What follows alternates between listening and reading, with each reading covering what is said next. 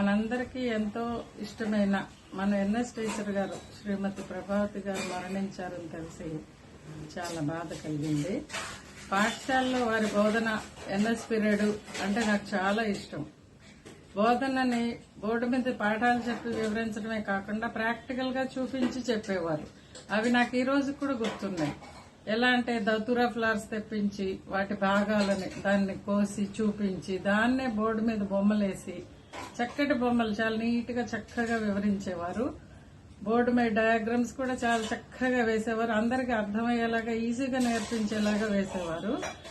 ఇంకా జంతు శాస్త్రం గురించి అయితే చెప్పకల్లా పాఠాలు చెప్పడం నాకు ఇప్పటికీ గుర్తు. కప్పని తీసుకొచ్చి మన విద్యార్థులతోనే తెప్పించారు, హుషారుగా తెచ్చారు అనమాట. దాని భాగాలన్నీ డిసెక్షన్ చేసి చూపించారు. ఈ రోజుకి ఆ పాఠాలను నేను మర్చిపోలేకపోతున్నాను. అదంతా ప్రభావతి టీచర్ గారి బోధన నైపుణ్యమే. పాఠశాల స్థాయిలో నేను బయాలజీ ఎంత ఇంట్రెస్ట్ గా నేర్చుకున్నాను. స్కూల్ దాటిన తర్వాత బైపీసీ గ్రూప్ తీసుకుని కాలేజీలో చక్కగా తర్వాత బీఎస్సీ చదివి ఇది అలా చదివాను. బీఎస్సీ అంటే కూడా అది మేడం గారి యొక్క ప్రభావమే నా మీద. స్కూల్లో స్కౌట్స్ గైడ్స్ ఉండేవి మనకి.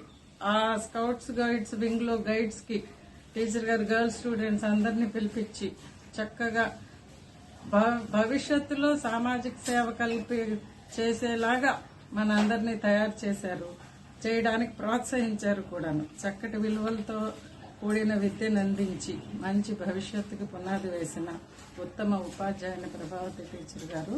నాకెంతో నచ్చిన ఉపాధ్యాయుని వారు.